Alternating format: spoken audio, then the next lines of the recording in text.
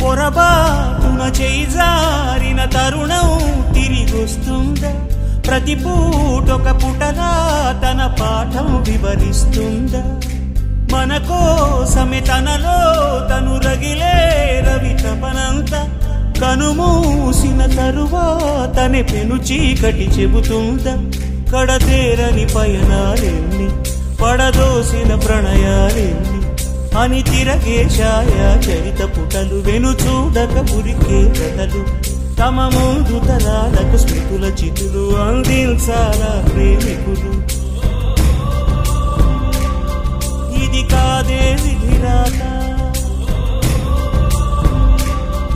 అనుకోదేం ఎదురీత